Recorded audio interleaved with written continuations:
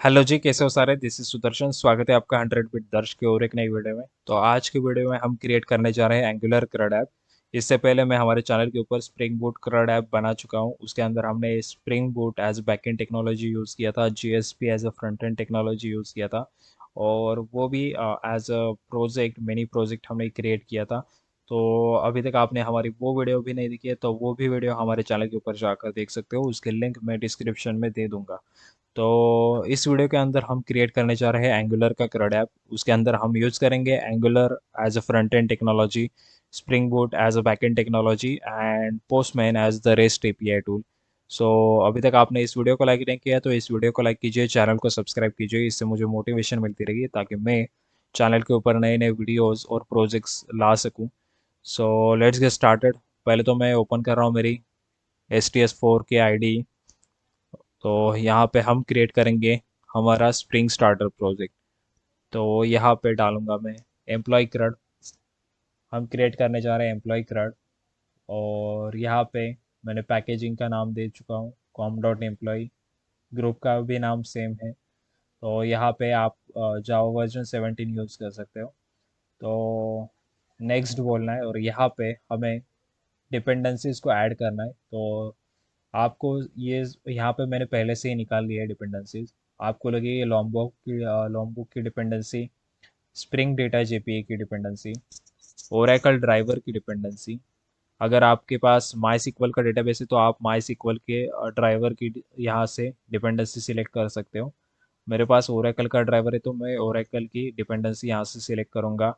उसके बाद हम क्रिएट करने जा रहे हैं स्प्रिंग वेब और spring boot dev tools. Spring boot dev tools अभी के लिए मैं सिलेक्ट कर रहा हूँ। ये मैं यूज़ नहीं करने वाला हूँ, पर अगर फ्यूचर में अगर कोई भी ज़रूरत पड़ती है हमें इस प्रोजेक्ट के अंदर तो हम इसे यूज़ कर सकते हैं। इसके लिए मैंने स्प्रिंग बूट डेव टूल्स भी डिपेंडेंसी ऐड कर चुका हूँ इस प्रोजेक्ट के अंदर। और आपको नेक्स्ट बोल देना है और फिनिश बोल देना है। इससे आपका प्रोजेक्ट बिल्ड होना स्टार्ट हो जाएगा। आप देख सकते हो यहाँ पे प्रोजेक्ट बिल्ड हो चुका है। तो इस प्रोजेक्ट के अंदर तो ये बिल्ड हो चुका है। इस प्रोजेक्ट के अंदर हम पहले तो जाएंगे हमारे कॉम डॉट एम्प्लॉय, और इसके अंदर सब पैकेजेस बनाने। हम बनाएंगे 4 पैकेजेस बनाएंगे। तो पहला तो पैकेज हमें लगेगा एंटिटी क्लास का। तो मैं पहले एंटिटी क्लास का एक पैकेज बना रहा हूँ और इसे फिनिश बोल रहा हूँ। और एक पैकेज हम इसी पैकेज के अंडर बनाएंगे सब पैकेज। तो यहाँ पे पैकेज हम दूसरा पैकेज बनाएंगे कॉम डॉट। एक एक्सेप्शन का भी पैकेज मैं यहाँ पे बना रहा हूँ। अगर कोई एक्सेप्शन हमें रन टाइम पे आ जाता है तो उसे हैंडल करने के लिए हम रन टाइम एक्सेप्शन यूज़ करेंगे। उसके बाद हम क्रिएट करने जा रहे हैं और एक रिपोजिटरी का पैकेज। तो यहाँ पे मैं रिपोजिटरी का पैकेज भी क्रिएट कर रहा हूँ। तो इसे भी फिनिश बोल दीजिए। उसके बाद और एक पैकेज हमें लगेगा जिसका लास्ट कंट्रोलर का एक पैकेज रहेगा। तो हम कंट्रोलर का पैकेज भी यहाँ पे क्रिएट कर रहे हैं। तो इस वीडियो के अंदर हम पूरा बैकएंड कोड आज बनाएंगे। इसके बाद आने वाली वीडियोस के अंदर हम फ्रंट एंड के ऊपर काम करना शुरू करेंगे। तो पहले तो यहाँ पे कॉम डॉट एंटिटी पैकेज के अंदर हम क्रिएट करेंगे हमारी एंटिटी की क्लास जो कि रहेगी एम्प्लॉय। तो यहाँ पे मैंने एम्प्लॉय की क्लास क्रिएट कर ली है और यहाँ पे इसे फिनिश बोल दीजिए। और यहाँ पे हम कर लेते हैं एनोटेशंस को यूज़ और इसे डिक्लेयर कर देते हैं एंटिटी। तो यहाँ पे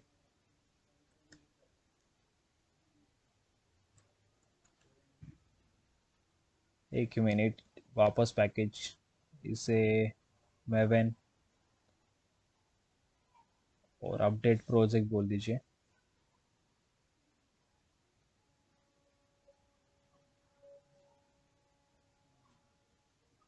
ओके। और यहाँ पे हम यूज़ करेंगे एंटिटी जावा डॉट परसिस्टेंस से। और यहाँ पे टेबल एनोटेशन यूज़ किया है और इस टेबल को नाम दे देंगे, नाम दे दूंगा मैं एज EMP1 11 दे देता हूँ, EMP11। क्योंकि मेरे पास पहले से एक एम्प्लॉय का टेबल है, मैं नहीं चाहता हूँ कि वो टेबल को मैं डिस्ट्रॉय करूँ। तो यहाँ पे मैं और एक नया टेबल क्रिएट कर रहा हूँ EMP11 नाम का। तो इसका नाम तो हमने बता दिया एम्प्लॉय 11। और इसके बाद हम यूज़ करेंगे सेटर गेटर्स को। तो पहले तो हमें इसकी प्रॉपर्टीज़ लिखनी पड़ेगी। तो हम लिखेंगे प्राइवेट इंट आईडी, उसके बाद प्राइवेट स्ट्रिंग नेम, उसके बाद हम यूज़ करेंगे प्राइवेट स्ट्रिंग एड्रेस, या आप सिटी भी ले सकते हो, और प्राइवेट डबल सैलरी। तो मैं 4 फील्ड ही लेने वाला हूँ, और इन 4 फील्ड के साथ ही हम काम करेंगे। तो मैं पहले तो आईडी को एनोटेशन के साथ इसे डिक्लेयर कर देता हूँ आईडी। और हम खुद से आईडी क्रिएट नहीं करेंगे, तो जनरेटेड वैल्यू यहाँ पे डाल देता हूँ, जनरेटेड वैल्यू। अगर आप चाहो तो खुद से भी आईडी क्रिएट कर सकते हो। और जनरेटेड वैल्यू इसके अंदर हम डालेंगे इसकी strategy is equal to generation type dot auto. तो इससे ऑटोमेटिकली हमारी आईडी जनरेट हो जाएगी। उसके बाद बाकी फील्ड्स को मैं कॉलम का एनोटेशन दे दूंगा। तो हम सेम ही नेम चाहते हैं कॉलम को, तो इसे हमने कॉलम कॉलम एनोटेट कर लिया है। और अब हम क्रिएट करेंगे सेटर गेटर्स। तो हमने सेटर गेटर, और हमें लगेगी टू स्ट्रिंग, और एक एनोटेशन यूज़ करेंगे नोआज कंस्ट्रक्टर का। अगर हमें कंस्ट्रक्टर भी लगेगा तो भी यहाँ से हम सिलेक्ट कर लेंगे। तो ये हो चुकी है हमारी एम्प्लॉय की एंटिटी क्लास। तो हमने एंटिटी क्लास तो लिख लिया, अब हम लिखेंगे एक्सेप्शन की क्लास। तो यहाँ पे मैं क्रिएट कर रहा हूँ एक resource not found, resource not found की क्लास, और इसे फिनिश बोल देना। और अब हम इसे एक्सटेंड कर लेंगे रन टाइम एक्सेप्शन से। इसमें हम एक्सटेंड्स कर लेंगे रन टाइम एक्सेप्शन जावा डॉक लैंग पैकेज के अंदर से। और यहाँ पे आपको ऐड करनी है डिफ़ॉल्ट सीरियल आईडी। तो यहाँ पे मैंने एक डिफ़ॉल्ट सीरियल आईडी ऐड कर चुका हूँ मैं। और इसके नीचे अब हम इसका कंस्ट्रक्टर क्रिएट करेंगे रिसोर्स नॉट फाउंड का। और इसके अंदर हम मैसेज दे देंगे एक। तो हमने यहाँ पे स्ट्रिंग मैसेज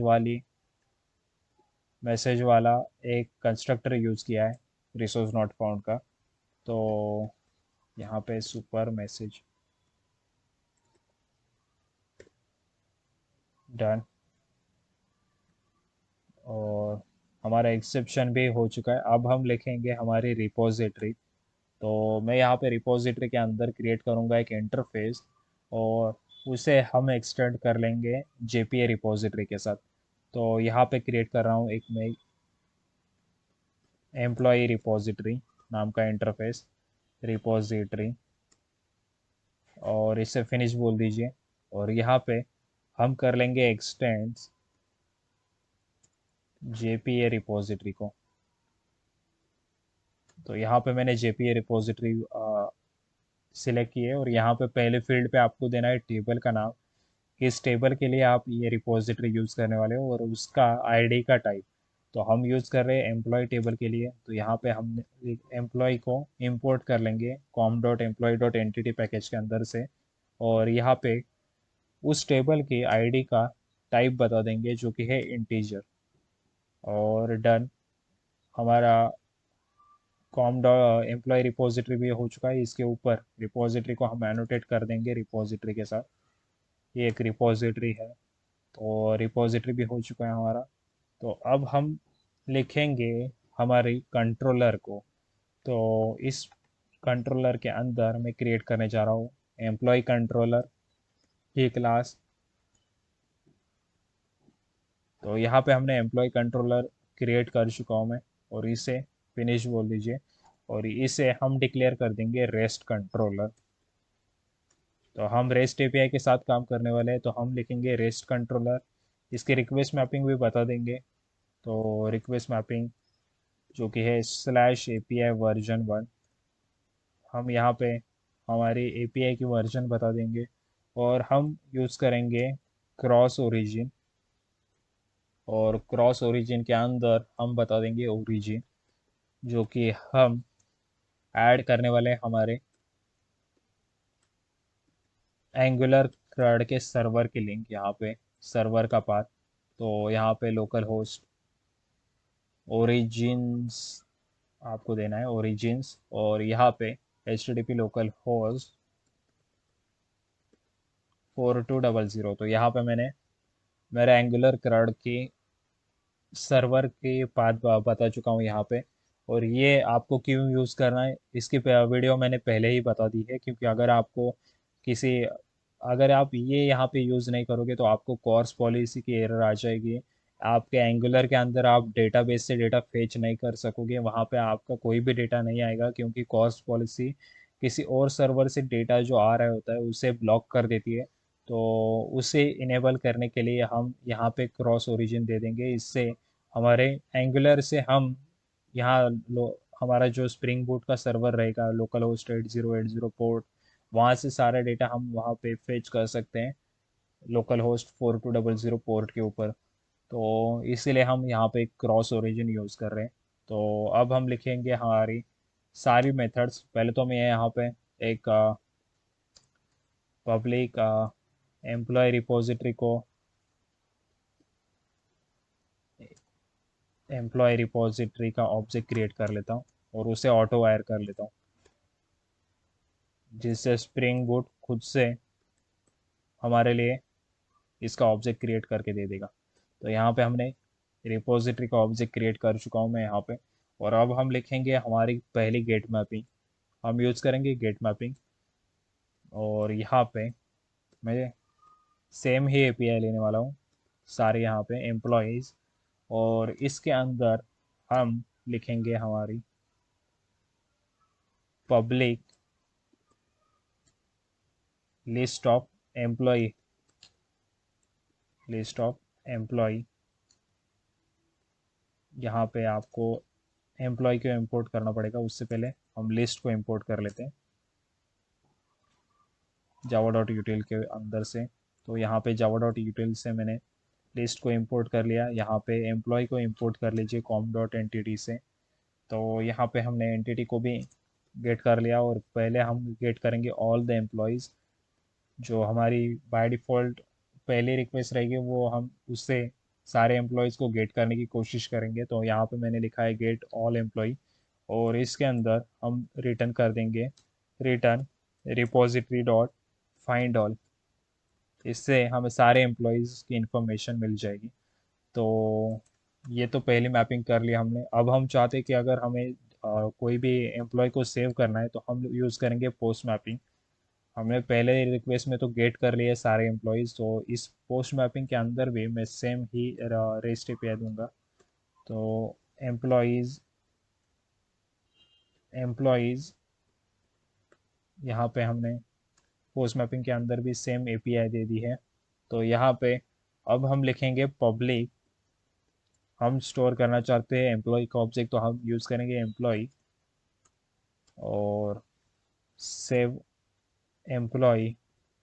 और इसके अंदर हम पास कर देंगे हमारा एम्प्लॉय का ऑब्जेक्ट, जिसे हम रिक्वेस्ट बॉडी एनोटेट कर देंगे, क्योंकि हम हमारे एपीआई से जो भी वैल्यूज़ भेजेंगे तो वो डायरेक्टली यहाँ पे आ जाएगी रिक्वेस्ट बॉडी के अंदर। और हम इससे सेव कर पाएंगे। तो यहाँ पे हम लिखेंगे रिटर्न रिपोजिटरी डॉट सेव। और यहाँ पे एम्प्लॉय की एंटिटी पास कर देनी है। मतलब आप जब पोस्ट मैपिंग की हेल्प से आपके पोस्टमैन के ऐप से रेस्ट एपीआई से जैसे ही सारे वैल्यूज भेज दोगे तो वो सारे वैल्यूज यहाँ पे आ जाएंगे और ये एम्प्लॉय सेव किया जाएगा रिपोजिटरी की हेल्प से। तो यहाँ पे इसलिए हमने रिक्वेस्ट बॉडी को यूज़ किया है। तो अब हम लिखेंगे नेक्स्ट मैपिंग, जो कि रहेगी हमारी गेट मैपिंग। हम गेट करना चाहेंगे किसी भी एम्प्लॉय को बाय हिज आईडी। अगर आपको किसी भी एम्प्लॉय को गेट करना है उसके आईडी की हेल्प से, तो यहाँ पे एम्प्लॉयज़ और स्लैश यहाँ पे पास कर देंगे हम आईडी। और यहाँ पे अब हम लिखेंगे हमारी मेथड जो कि है पब्लिक। यहाँ पे मैं यूज़ करूँगा रिस्पॉन्स एंटिटी को, जो कि एक जेनरिक टाइप है, रिस्पॉन्स एंटिटी। और यहाँ पे हम पास कर देंगे एम्प्लॉय। तो हमें एम्प्लॉय टाइप के ऑब्जेक्ट इन द रिस्पॉन्स चाहिए, तो हम करेंगे गेट एम्प्लॉय बाय आईडी। और इसके अंदर हम पास कर देंगे पाथ वेरिएबल को यूज़ करेंगे, पाथ वेरिएबल। और इसके अंदर हम पास कर देंगे आईडी को। तो इस आईडी से हम जैसे रेस्ट एपीआई से आईडी भेज देंगे, वो आईडी यहाँ पे आ जाएगी। और वहाँ से हम इस रिकॉर्ड को गेट करने की कोशिश करेंगे। तो यहाँ पे मैं क्रिएट करूँगा एक object employee. Employee is equals to, हम यूज़ करेंगे repository dot find by ID method को। हमारे पास फाइंड बाय आईडी एक मेथड है, और इसके अंदर हम पास कर देंगे वो आईडी। अगर वो रिकॉर्ड हमें नहीं मिलता है तो हम थ्रो कर देंगे यहाँ से एक्सेप्शन को। और एल्स थ्रो, यहाँ से हम कर देंगे हमारा जो भी एक्सेप्शन है उसे थ्रो। तो और एल्स थ्रो के अंदर हम यूज़ करेंगे new resource not found. Resource not found exception को इंपोर्ट कर लीजिए एक्सेप्शन पैकेज के अंदर से। और यहाँ पे मैसेज दे दूंगा मैं कि यहाँ पे ये मिनिमाइज कर लेता हूँ पहले, तो आपको दिखेगा। तो no record found with this ID. तो इस आईडी के साथ कोई भी रिकॉर्ड नहीं मिलेगा, तो यहाँ पे मैं एक मैसेज दे दूंगा और उस आईडी को प्रिंट कर लूँगा। तो ये कंसोल के ऊपर हमें दिख जाएगा। तो इससे आप कंट्रोल शिफ्ट एफ दबा के फॉर्मेट कर लीजिए आपके डॉक्यूमेंट को। और यहाँ पे मैंने इसे फॉर्मेट कर लिया है। अब हम लिखेंगे, अगर हमें रिकॉर्ड मिलता है तो हम रिटर्न कर देंगे रिस्पॉन्स एंटिटी डॉट ओके। और इसके अंदर हमें बॉडी देनी होती है, तो हम दे देंगे एम्प्लॉय का ऑब्जेक्ट। डन। जहाँ पे इस तरह आप किसी भी एम्प्लॉय को गेट कर सकते हो बाय आईडी। अब हम अपडेट करने की कोशिश करेंगे। जो भी एम्प्लॉय को हम गेट करेंगे उसे अपडेट करने की कोशिश करेंगे, तो आपको यूज़ करना है पुट मैपिंग का एनोटेशन। तो आप यूज़ करोगे पुट मैपिंग, और उसके अंदर आपको देना है स्लैश एम्प्लॉयज़। ये स्लैश निकाल दो पहले, ये इसकी कोई ज़रूरत नहीं है, बाय डिफ़ॉल्ट वो स्लैश आ जाता है। तो एम्प्लॉय स्लैश, और इसके अंदर भी आपको पास करना है आईडी। तो आप पहले तो रिकॉर्ड को फाइंड करोगे, और अगर आपको रिकॉर्ड वो मिलता है तो आप उसे अपडेट करने की कोशिश करोगे। तो ये मैं यहाँ पे लिखूँगा पब्लिक रिस्पॉन्स एंटिटी, और इसके अंदर मेरा एम्प्लॉय के टाइप पास कर दूंगा। और यहाँ पे मैं लिख दूंगा मैसेज अपडेट एम्प्लॉय। और यहाँ पे आपको देना है पहले तो पाथ वेरिएबल की हेल्प से एंट आईडी, और दूसरा रिक्वेस्ट बॉडी। मतलब जो भी आप एडिट करोगे, जो भी एम्प्लॉय को पास करोगे वहाँ से वैल्यूज़, उसे हम एम्प्लॉय इस ऑब्जेक्ट के अंदर दे देंगे। तो यहाँ पे अपडेट एम्प्लॉय यहाँ पे मैं बोल चुका हूँ। और यहाँ पे अब हम लिखेंगे हमारी मेथड। तो यहाँ पे मैं क्रिएट करूँगा object employee, employee two is equals to, यहाँ पे आप लिखोगे repository dot find by ID. पहले हम आईडी से फाइंड करने की कोशिश करेंगे, और अगर हमें रिकॉर्ड नहीं मिलता है तो और एल्स थ्रो कर देंगे हम रन टाइम एक्सेप्शन को, हमारा जो एक्सेप्शन है। तो और एल्स थ्रो के अंदर हम न्यू रिसोर्स नॉट फाउंड वाला एक्सेप्शन पास कर देंगे। और इसके अंदर भी वही मैसेज दे देंगे कि no records found with this AID। तो इससे हमें मैसेज देखने को मिलेगा कि अगर आईडी के साथ कोई भी रिकॉर्ड नहीं मिलता है तो कंसोल के ऊपर हम मैसेज देख सकते हैं। तो Ctrl+Shift+F, यहाँ पे इसे फॉर्मेट कर लिया। अगर हमें ये रिकॉर्ड मिलता है तो हमें इसे सेट करना पड़ेगा नई वैल्यूज़ के साथ। तो हम लिखेंगे employee2 डॉट सेट। पहले तो आप लिखोगे सेट नेम, और इसके अंदर आप एम्प्लॉय डॉट गेट नेम करोगे। मतलब जो भी पहले वैल्यूज होंगे वो तो हम पहले डिस्प्ले कर ही देंगे, मतलब जो भी प्रीवियस वैल्यूज उस एम्प्लॉय के साथ जुड़े होंगे उसे हम पहले यहाँ पे गेट कर लेंगे, और नए वैल्यूज को यहाँ से सेट कर लेंगे। तो यहाँ पे मैं लिखूंगा employee2 डॉट सेट एड्रेस, और जो प्रीवियस वैल्यूज रहेंगे उनके लिए एम्प्लॉय डॉट गेट एड्रेस कर लूँगा। और यहाँ पे लास्ट हम employee2 डॉट सेट सैलरी कर दूंगा, और यहाँ पे एम्प्लॉय डॉट गेट सैलरी। तो यहाँ पे हमने सेट और गेट कर लिया। अब हम इसे सेव कर देंगे। तो हम लिखेंगे रिपोजिटरी डॉट सेव, और इसे हम सेव कर देंगे employee2 को। तो यहाँ पे employee2 को सेव कर दीजिए, और इसे हम स्टोर कर देंगे एक नए ऑब्जेक्ट के अंदर, जिसे हम नाम देंगे एम्प्लॉय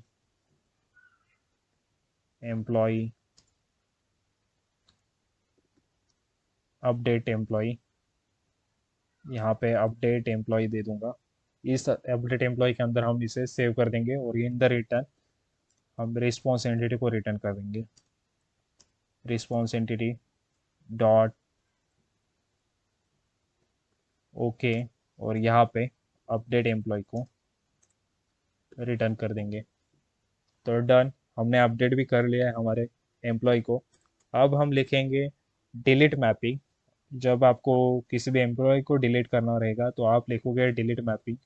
तो यहाँ पे डिलीट मैपिंग लिख लो, और इसके अंदर मैपिंग कर लो उसकी। तो यहाँ पे एम्प्लॉयज़ स्लैश, यहाँ पे भी आपको आईडी पास करना है। अगर आप वो पहले तो आप आईडी को गेट करोगे रेस्ट एपीआई की हेल्प से, और उस रिकॉर्ड को अगर आपके पास वो रिकॉर्ड मिल जाएगा आपको, तो उसे आप डिलीट करने की कोशिश करोगे। तो यहाँ पे आपको मैसेज देना है, मेथड लिखनी है response entity not a resource not found. यहाँ पे रिस्पॉन्स एंटिटी, और इसके अंदर हम यूज़ करेंगे मैप को जावा डॉट यूटिल के अंदर से। और इससे हम पास कर देंगे कि अगर हमारा रिकॉर्ड डिलीट हो जाता है तो हम रेस्ट एपीआई के जो हमारा टूल रहेगा उसके ऊपर हम एक मैसेज देखना चाहते हैं, और उसका स्टेटस भी देखना चाहेंगे। तो हम यहाँ पे बूलियन स्टेटस लेंगे। अगर कोई भी रिकॉर्ड हम डिलीट कर देते हैं तो वहाँ पे रेस्ट एपीआई टूल के ऊपर हमें एक डिलीटेड नाम का मैसेज देखने को मिलेगा विद द वैल्यू ट्रू, अगर रिकॉर्ड डिलीट हो जाएगा तो इसलिए मैंने यहाँ पे मैप यूज़ किया है, जिसके अंदर हमने स्ट्रिंग एज की दिया है और बुलियन उसकी वैल्यू दी। और यहाँ पे हम लिखेंगे डिलीट एम्प्लॉय, और डन। यहाँ पे पाथ वेरिएबल से हम गेट कर लेंगे आईडी को, और अब हम लिखेंगे एम्प्लॉय ऑब्जेक्ट को क्रिएट करके repository dot find by ID, और यहाँ पे आईडी पास कर दीजिए। अगर आईडी मिलती है तो हम उसे डिलीट करने की कोशिश करेंगे, और अगर आईडी नहीं मिलती है तो यहाँ से ही ऊपर का कोड ही यहाँ पे और एल्स ले लेता हूँ, और एल्स थ्रो।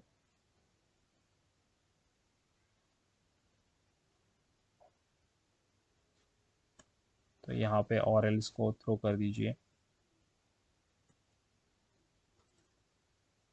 तो यहाँ पे मैसेज दे दूंगा कि अगर रिकॉर्ड मिलता है तो उसे हम डिलीट करने की कोशिश करेंगे, नहीं मिलता है तो उसे वहाँ पे एक एक्सेप्शन दे देंगे हम रन टाइम पे।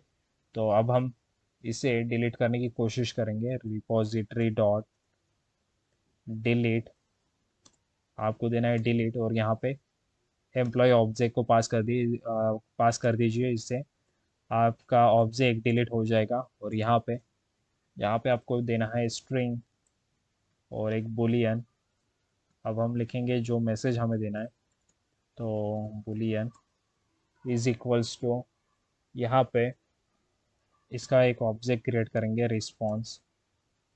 रिस्पॉन्स इज इक्वल्स टू, हम लिखेंगे न्यू हैश मैप, एक हैश मैप क्रिएट कर लेंगे, हैश मैप। और यहाँ पे हम रिस्पॉन्स के साथ रिस्पॉन्स डॉट पुट की हेल्प से हमारी स्ट्रिंग दे देंगे डिलीटेड, और बुलियन डॉट ट्रू। तो जब भी हमारा ऑब्जेक्ट डिलीट हो जाएगा तो वहाँ पे हमें हमारे रेस्ट एपीआई टूल के ऊपर एक डिलीटेड मैसेज देखने को मिलेगा विद द स्टेटस ट्रू। तो इसके लिए मैंने यहाँ पे मैप यूज़ किया था। और अब हम रिटर्न कर देंगे हमारी रिस्पॉन्स एंटिटी को, response entity dot, response entity dot okay, okay.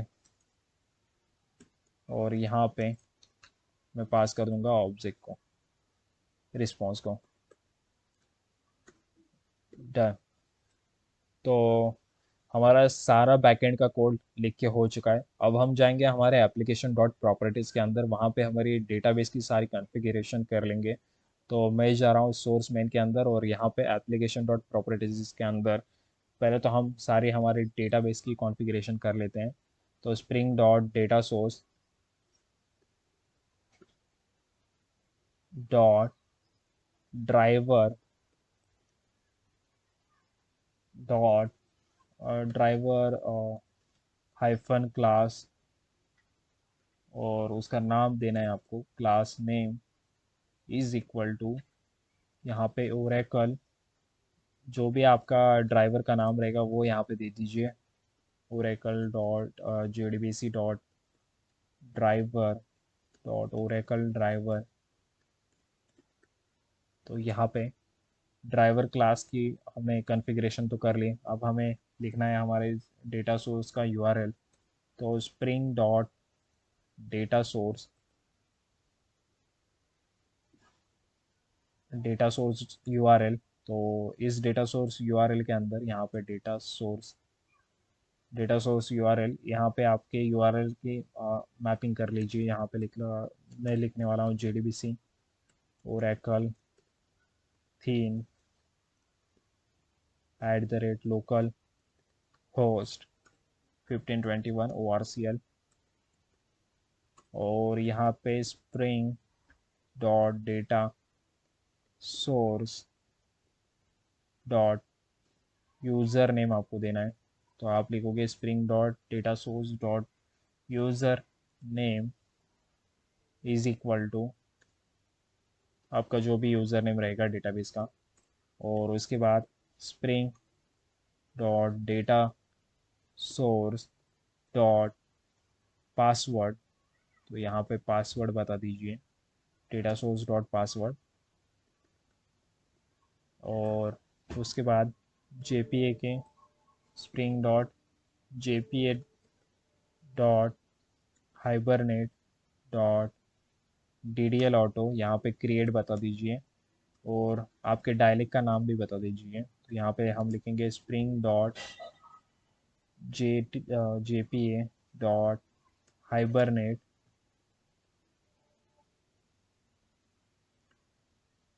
Hibernate dot dialect, dialect is equal to जो भी आपका डायलेक्ट का नाम रहेगा वो यहाँ पे बता दीजिए। तो O R G dot hibernate dot dialect dot Oracle dialect, तो यहाँ पे हमने डायलेक्ट भी बता दिया है। तो सब कुछ हो चुका है, यहाँ पे इसे सेव कर दीजिए और अपने एप्लीकेशन को रन कर दीजिए। मैं आपको डेटाबेस के अंदर वैल्यूज़ को किस तरह इंसर्ट करना है वो अब आने वाली वीडियो के अंदर दिखा दूंगा। तो कल की वीडियो में हम देखेंगे कि किस तरह हम रेस्ट एपीआई टूल के साथ डेटाबेस के अंदर वैल्यूज़ को इंसर्ट कर सकते हैं, किस तरह आप गेट मैपिंग पोर्ट मैपिंग का यूज़ करके पोस्टमैन से डेटास को इंसर्ट कर सकते हो, अपडेट कर सकते हो, और उसके आने वाले अगले वीडियो के अंदर हम डिस्कस करेंगे कि किस तरह हम एंगुलर के अंदर सारा फ्रंट एंड का कोड लिख सकते हैं, किस तरह वैल्यूज़ को वहाँ पे ला सकते हैं, किस तरह हम अपडेट कर सकते हैं वैल्यूज़ को। तो मिलते हैं अगली वीडियो में, तब तक के लिए thank you guys and see you in the next video.